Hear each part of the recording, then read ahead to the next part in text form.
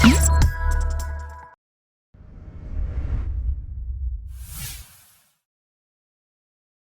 everybody, Elon Gold here. I'm so excited to be a part of this important, amazing Amudim Unite to Heal.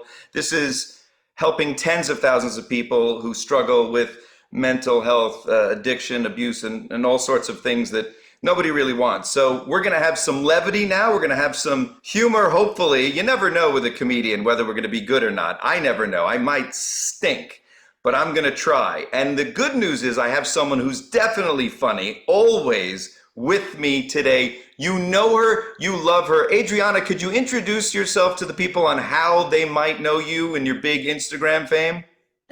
Yeah, so my name's Adriana and I am known as non-Jewish nanny. So I'm basically a nanny who's not Jewish and I nanny for all Orthodox Jewish families here in Florida. Now, wait a second. I got to hear all about this. How you got this gig? How do you get into this business? How do you get into the non-Jewish nannying business? But you're not Jewish, but you have families that are mostly Jewish. Do you only exclusively work with Jewish families? No, I mean they just like book me 24/7 because they have tons of kids, so they need tons of childcare. And I'm very active. Also, how do I get into this line of business? Well, I have an opera degree, so we need to have a side job to make more money. And basically, that's just how I started with one family. And once I started with one family, the word just traveled fast, and now my phone blows up 24/7 to take care of kids. Okay, so here's the thing about you that I find fascinating. Everyone thinks you're Jewish. Everyone. Because you have that cute, adorable Jewish face and aura. It's more of a way about you. And you're absolutely not. So what let's just cover this. What are you exactly?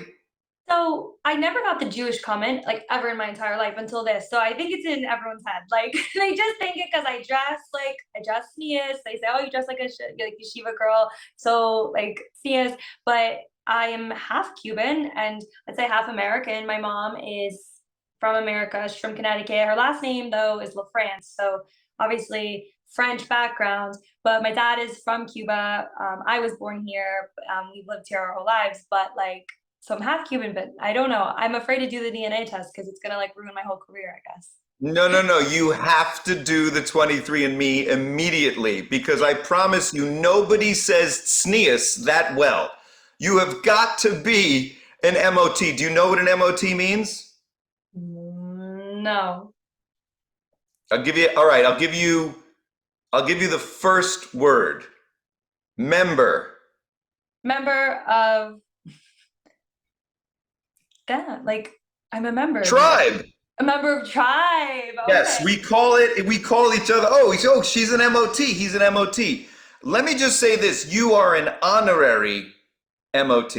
I will take that title proudly. I take a lot Yeah. of time to learn everything and I'm around Well, it so that's much. the thing I love about you. When you say things like, I will take that title proudly, it feels like you're a proud Jew. And I know you're not Jewish, but it feels like you're proud to be so closely associated and affiliated with Jewish people. So tell us more about that. Why are you so in love with us? Everybody hates us. Why do you like us? Thank you. No, so everybody, you guys think everybody hates you, but I'm telling you, all my friends, like they, everything I tell them, like they love it, and I think Have you it's been on great. Twitter at all recently? Have you? Yeah, I know. I'm not friends with those people, I guess, but like, Okay, good, I'm not friends with good. them. Have you? But basically, Have you yeah, studied history? Have you? Are you familiar with the Crusades, Inquisitions, pogroms? Have you? No, we're definitely not the most loved, which is sad you're not because a we've fan given. favorite. You're not a fan favorite, and it's okay. Right. I don't understand, but like, I'm here to make you a fan favorite. The kids are my fan favorites for sure. It was always so fun when I would go nanny for the Jewish kids at first, which was my first nanny job anyways. But what made my day so funny and so fun was like, oh my gosh, why are they building a hut in the backyard? Like, why are we like, why are you fighting about which shoe to tie first? And like, it's just so funny. Like the little rules that I would learn, I was like, there's really a rule about that? And then I'd be like, but Yeah. why? And where did it come Yeah. from? And like, I think it's so interesting. Kids love to talk, and we need nothing but stuff to talk about when I'm with them for like 6 hours a day. So like, Right. it's So, perfect. so I'm very curious about that because I have to, in my job, poke fun at a lot of our rituals and customs and traditions and holidays. But I do it out of love.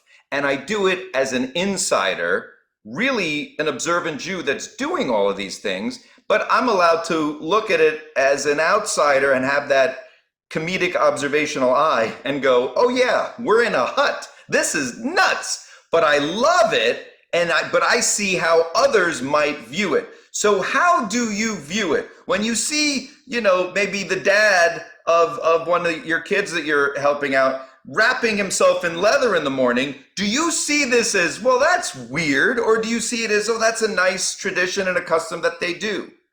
I mean, so at first there were just things like my boy wore tzitzis, and I was like, "What is these strings? Like, what are these strings that are hanging from his outfit?" And I was like, "And why is only he wearing them? Why is my little Right. girl not wearing them?" And then I would see the dad also has tzitzis, and then the dad also has like another prayer cloak thing to daven with, and I started to notice all these things. And so, once I started realizing how like important it was in their culture and how official it is and how every family did it, it just became like second nature. And like, yeah, I very much respect it. And of course, like when I first saw it, it was like, what is that? So interesting. Where do you buy that? And now I know there are plenty stores like that sell all these products and stuff, but like Right. it's very But interesting. and you respect it, and I love that, and I respect it, and I do it all. But again, if I am putting on tefillin at an airport lounge because the flight is too early in the morning where I had to leave the house when it was still dark, and then I'm there and I just feel the people staring at me, and I'm thinking, oh, they're recognizing me from Curb Your Enthusiasm? No, they're looking at this guy going, why is he wrapping himself in leather? So again, I always am aware of what the outsider thinks. And because you're an outsider now, sort of with us in the group, as part of the group, there is nothing that we do that makes you go, okay, sorry, this is weird. There's got to be something. Like when we put on Erev Pesach, we put the bread in our house and then we go on a search and a hunt for the bread we just put there a second ago. There's got to be something that's weird to you. That's not even weird because like we do that with Easter egg hunting. That's So like true. we're You weird guys are too. just as crazy as us. Hey, let's put eggs in And for our us, backyard and then go looking for for us, them. a giant man breaks into our house in the middle of the night and does good things rather than takes. So I mean, like we are more crazy sometimes. It just so happens that we are more commercialized. So oh, that's normal to be crazy like that. It's It's normal to so believe in funny giant because bunny. you're so right, and it's all perception. It's all how you perceive what we're doing. And I perceive everything that I do as beautiful and spiritual and connecting to a heritage that's thousands of years old. Yeah. And I love it. But I do recognize as I'm doing certain things, well, this is a little nuts. I'm shaking a lemon and a branch in every direction, like I won something. Yay! Yeah. So Hashem is even here, as there, and I'm doing it, everywhere. yeah, Huh? here, there, and everywhere. So even as I'm doing it, I'm aware. And then again, as a comedian, I have to poke fun at these things, and I like doing that. But I don't make fun, I poke fun. And that is a distinction that I always make because again, I love it all and I'm knee deep in it. But it's my job to just poke fun at everything. So what are you thinking now as as sort of an honorary member of the tribe? Are you feeling this sense that we're all feeling right now that in the mainstream media that we supposedly control, there's nothing but rhetoric and anti-Semitism out there from comedians to basketball players to rappers? Are you feeling any of that heat, or do you feel that we're feeling it? Um, I only really have positive feedback from all my Jewish people, and I feel like very protected by you guys. When I tell you that if somebody says anything, the slightest bit rude in my comments, they jump on them so quick and they just defend me, and it's so sweet. And so the fact that the majority of my followers are Jewish, and they treat me so well, and I don't get a lot of hate, and they're so kind and accepting, even if I make a mistake, I think that shows a lot that like maybe the non-Jewish people haven't found me, maybe the anti-Semitic people haven't found me yet, but the people who have found me are the Jewish people, and they're really loving and supporting. And I think that really just tells a lot about their religion and lifestyle. Well, that you're so right. By the way, for the record, you happen to be very lovable and adorable. You're not difficult to love. So yes, we do love you. But also, the Jews in general are an accepting and loving people. You know, the whole message of Judaism is the love thy neighbor thing, and our whole Yeah, purpose is tikkun olam, which means to heal the world. So all of the garbage that's out there about us and the rhetoric is so insane. It's so the opposite of our teachings and our way of life and how we live. You know, yeah, the fact is, you look at Israel as an example. How is there so much hate on Israel when Israel is this open and accepting, country that loves its from Jews to Druze to Christians to Muslims, black, white, whatever you are, we are a multicultural, yeah, open democracy and accepting and loving of all. And all we want is coexistence. And then you have this insane notion that Zionism is racism. I mean, you must look at this and go, guys, you're all crazy. I live with these, I know what they're really about. So do you ever yeah. find yourself refuting people who, or you don't even face that because you're not Jewish? I mean, I've had some people make comments like, "Oh, you work for Jewish people, like that must suck." And I'm like, "Why? They pay very well." And he's like, "No, it doesn't way suck." to perpetuate the money stereotype. Thank you. But I no, literally had a friend of mine, a comedian friend of mine, say to me, "But you're rich," and I go, "Rich? What? You're Jewish." Like, do you really think we're all rich? I grew up in the Bronx. I used to wake up with roaches on my face. oh My my God. parents were teachers. We're not all rich. Most Jews live below the poverty line. Yes, some of us did well, but that doesn't mean all of us. And the whole thing about how we control anything, the banks, the media, Hollywood, is so insane because you know this better than most. Jews can't be in agreement on anything. There's no way we could control something. We would just be arguing and fighting over it. I would love to bring these anti-Semites into a shul board meeting just to see. They'd be sitting there going, these people can't even control how long the rabbi speaks. Are you kidding me? These people can't agree on whether the kiddush should be hot or cold. We had Cholet last week, so let's have it this week. I mean, it's just we can't agree. We're not controlling anything because we can't agree on anything.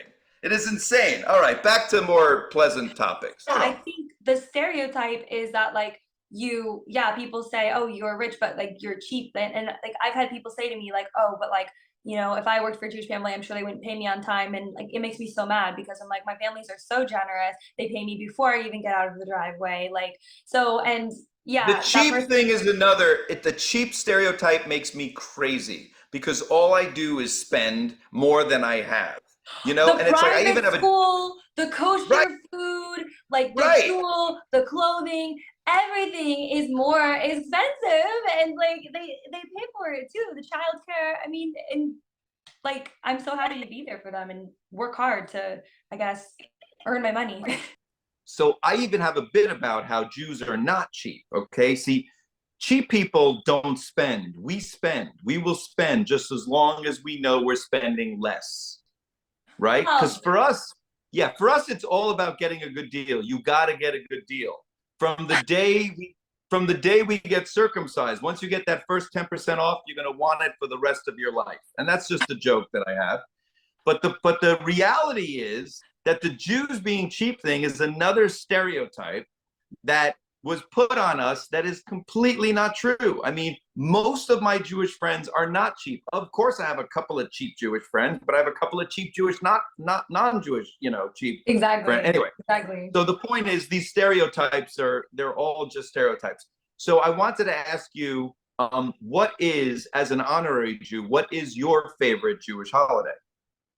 So probably Sukkot, Sukkot. I say Sukkot because like all my kids are like yeshivish. So like I say Sukkot, I say Shabbos. Sukkot for me is kind of like a Do you better and more understand fun Thanksgiving. When you say Sukkot and Shabbos, you I can't believe you're not Jewish. I don't know if you know this about me, but like I was a diction teacher in grad school. So for opera, we take German, French, and Italian diction and language. I sing in all those languages, which is how I am very good at doing the ch sounds and Chanukah Yocheved, and we do all that. We do all those sounds. Sneas, that's a very Italian sneas. That's all Plus, very you're Cuban, so the Cubans have the ch also, like hello, how are you, right? I guess. I don't know. I Yeah, the actually know Cubans more of have my the other chach languages. too. So my Oh, family, my culture. dad's family is actually really from Spain. So maybe that's why he does not have.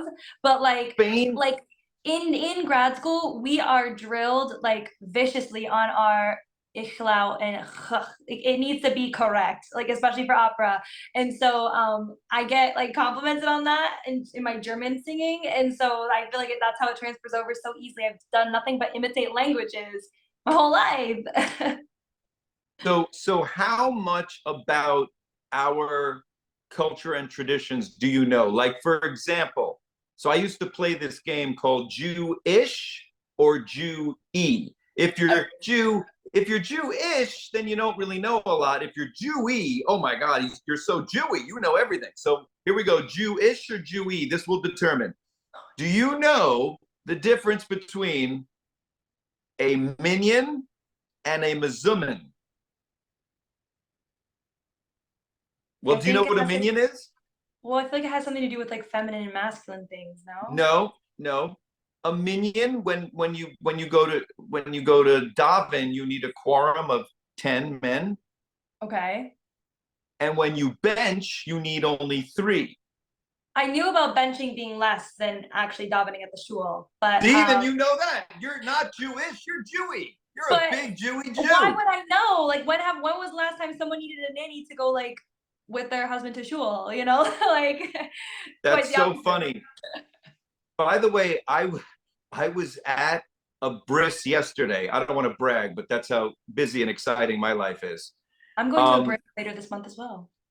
well, you stop showing off. Um, so I'm at this bris, and it's this lavish, beautiful bris, and there's like 200 people there. And someone gets on the microphone and said, um, "How many men here ate bread?" And I'm like, "What a weird question." That raise no, they said, "Raise your hand if you've eaten bread." And then people are like, Wash. right, right. And then they're like, no, wait a second. Raise your hand if you're a man and you've eaten bread, because they were just looking for 10 so that they could bench fully with the whole thing and not just the mism. I'm like, this is the only place on earth at like a bris where someone gets on a mic and says, raise your hand if you're a man and you've eaten bread. Where else would you hear that question? Nuts. Yeah, I know. It's like that's like the stuff that I like love to teach to other people and explain to it. Like even when I'm talking to my mom, my friends, my roommates, like and explain. And then it's like there's an explanation, there's always an answer to your question. And like that's what I really like about Judaism. And it never ceases to stop, I feel like, the questioning and the answers. I'm constantly learning. I just learned about the difference of cheese too. Like somebody made me a pizza. They said, "Oh, it's also like Call Israel or something. Call Israel Right. Chalav cheese." Yeah, Yisrael. Yeah. yeah, Chala Israel. So I was like, oh, okay, new thing. Now I know. It's like, Are you learning every day different like laws and rituals and stuff? I mean, I'm always like doing stuff with Judaism and like the Jewish moms or the Jewish kids. It just comes up, you know, like when you're taking care of these kids and it's so much in their lifestyle, like that's why I had to say, like, oh, you know, why are you fighting over tying your shoes? Like, oh, why are you dipping your hands in this like washing thing? Oh, why are you like mumbling to yourself, making a bracha? Like, you know, it's like I was always so curious. And yeah, like even when the sukkah came in the mail, they got the materials to build the sukkah. I was like, I originally thought it was like a play hut for them to play, the kids to play in the backyard. They're like, oh no, the kids explained to me, and I was like, oh, well, that sounds like a fun holiday. It is fun, and all we do is just eat and have fun and drink and smoke cigars outside there. It's so fun. So, okay, one more, Jewish or Jewy. Do you Okay. know what a mitzvah is? Yes, I love telling my kids that was such a good mitzvah. I write them mitzvah notes, and I also love to tell them, hey, that is not going to make Hashem happy. That's a big Avera. If you Wow, you know mitzvahs and averas. Okay, one more, Jewish and Jewy. How many mitzvahs are there? well, there's 631 laws, or Oh my those are God, you were so close. You just dyslexic it a little bit. It's 613. 613 mitzvahs. But I know for Yeah. me, there's seven technically mitzvahs, there's the Noahide laws. right? That's Right. like For probably my you, seven. there are the seven. Right. Yeah, But for us, we have 613. You were so close. You said 631. maybe I am Wow. a little dyslexic, but we should make it 6:14. It just means go to bed on time for your non-Jewish babysitter. That's a mitzvah. That's what I tell Wow. them. Now, so the question is, you're sort of in love with Judaism in a way. You fell in love with these kids, Yeah. these Jewish religious kids, and then through that, you sort of have a affinity for Judaism. Do you Yeah. ever consider, hey, should I convert, or have you ever thought about that? Because we don't proselytize. Yeah. We would tell you right now, we don't want you, but we would love to have you if you're willing to. We treat the convert better than each other. That's like one of the mitzvahs. You got to treat the convert. So would you ever consider converting? Right now, honestly, what like this whole social media thing has taught me is that my voice is heard louder as a non-Jew rather than being Jewish. And I'm Correct. really excited and happy to like be a part of that. I find that like I can observe and like feel connected to your culture and religion without even having to convert. I don't want to convert. I like how I am in my life right now, where like I think that I take like we work together in a way. Like we have like I still view us the same with the same mindsets and the same beliefs. It's just like I'm a little bit different, but I feel like I'm still doing mitzvahs on my end as a non-Jew. You're so right. Stay you, you be you. You're the best. And look at that gorgeous smile. Is your dentist Jewish? His last name was Ehrlich. What happened to him? I don't know. He could be dead by now. He's old. I don't know. But uh Ehrlich and Salafudi in Sarasota, Florida. That's where I got my braces done. Ehrlich? Ehrlich is a Jewish dentist. Yes. Well, he did Oh, a really? fabulous job. You have a stunning set of teeth there. Someone says thank you. Have They're you my been teeth. complimented on your teeth before? Yeah, like all the time, which people think they're veneers, and I'm like, no, they're just like I just have braces. And like actually when I got my braces off, they like took photos of my teeth for their Oh, office. yeah, those are some gorgeous teeth. Good for you and the Jewish dentist who gave you braces.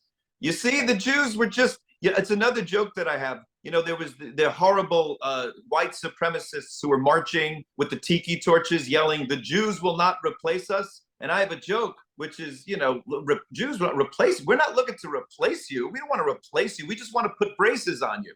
You know what I mean? We just want to manage your portfolio. If we replace you, how are we going to invoice you? Okay. We don't want to replace you. We want to place you in a 30-year fixed low interest mortgage. Fees and rates may apply. We want to place you in one of our fine assisted living facilities. We don't want to replace you, you idiots. But anyway, one of the first things I say in that bit is we just want to put braces on you. So many Jews are dentists, and look at a good job they did for you. They've been serving me Unbelievable. ever since. Unbelievable. Okay, so you're not going to convert. We like that. We like you staying you because we need you on the other side fighting for us. You know what I mean? We have enough of us fighting for us. We don't have enough of you guys fighting for us, Yeah, and we really exactly. need that. We need so much more Black and Jewish solidarity. We need everybody's help because it's getting ugly out there. What is the best thing about your job now Oh, that you're an well, influencer? I know it's like I hate being even called that. I'm like, I feel like it's not true because I'm just like everything that I post online is like the conversations I would have in my house with my roommates or my mom. Like it's just exactly what I actually live day in, day out. But the best part about my job, and I always reiterate it, is like I could be in like the worst place in life, like so depressed, in such a bad mood, having such a horrible day. And kids force you to just stop. And because kids like are a full-time job, like they just force you to stop and thinking about anything that you had going on in your personal life or anything that you were worrying about 20 minutes ago. And you just like are enjoying the moment and taking care of them. And before you know it, you're like, oh, I didn't even realize I didn't think about this. Like remember I was sitting in a field, like dealing with the most horrible, like legal issues and personal things in my life. Like it was a really hard time in my life. And this was like a very big turning point in my life. And I sat like to come to Judaism and love it. And I sat there thinking, like, these kids are just so pure and these mothers are just so kind and like accepting and like willing to just talk about wholesomeness and genuine things. Like it just took me out of a world that I was like, I am not happy here anymore. And it was really like an escape. And it's very whimsical to think about how much children can just like transport you to like, wow, all that matters right now is that we're looking at the butterflies in the park. Like, it's just, Absolutely. By the way, wait till you have your own children. I have four children, and everything you just said, they do to me. So you're right. yeah. Emirza Hashem by you, as we say. Do you go on trips with the families that you nanny with? Yeah, I mean, I do a lot of the times when the parents go on the trips and I stay with them. One of my families desperately wanted me to go to Israel with them, but like it just didn't work out because it was like so short notice. But I do a lot of traveling. Essentially, like I can't leave opera because I'm in contract right now and in season. But like this summer, I'm definitely planning. I'm sure I'll go away with people. I'm going on the So you've Pesach never program. been. Oh, you've never been on a Pesach program? No, my first one. I'm going to Greece this like Pesach, and I always call it Pesach, but like I think it's Pesach, and I don't know, but I'm really excited, and like I'm gonna be doing a whole series learning about it more in depth, and I'm going sneeze outfits, like everything. Like I'm gonna observe Yom Tov days. Like it's gonna be so fun, I think, and You are educating. gonna love. There is nothing like a good Pesach program. I And can't wait to just eat. by the way, whatever you do, it's now, what is it, December? Stop eating now because you will just eat 24/7 at this Pesach program. I stop eating around December, January, and then all you do, I mean, you're talking midnight barbecue. They're grilling at 3 in the morning at these programs. It is just an eating fest. So See, who get could hate ready. the Jews? Like, who could hate a group of people that can provide that? Right? Exactly. I'm Well, so excited. maybe because they heard about all of our fast days where we're not allowed to eat. But anyway, that's why I hate the Jews. Why do we need all these fast days? Give me a break. I want to eat. So Israel, you've never been. No, I feel like I will Okay, go you eventually. must go. You must go to Israel. It's my happy place. Jerusalem, Tel Aviv. These are the most beautiful, incredible, magical places on earth where it's a cross between old and new. You know, it's the ancient civilization and stones that are thousands of years old and Yeah, relics, and then all the modern technologies and the most, innovative, the tallest buildings, are there, the Azraeli towers and all of the great Israeli innovation. And when you see that, it just wows you to go from old to new, modern to ancient. yeah, And the people are amazing, and you feel the holiness of it. Well, except when you're in Tel Aviv, then you're just sort of partying and drunk.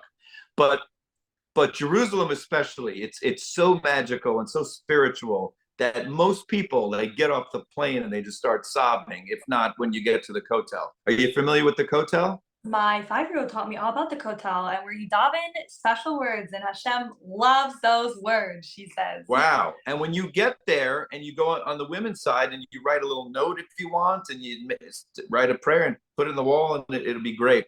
Well, Yeah. we're looking forward to hosting you in Israel. Thank you so much for being here. And thank you all for watching, and keep supporting Amudim. Thank you. Yeah. You're awesome. You are Thank a you. real Kiddush Hashem, Adriana. Thank you. Thank you.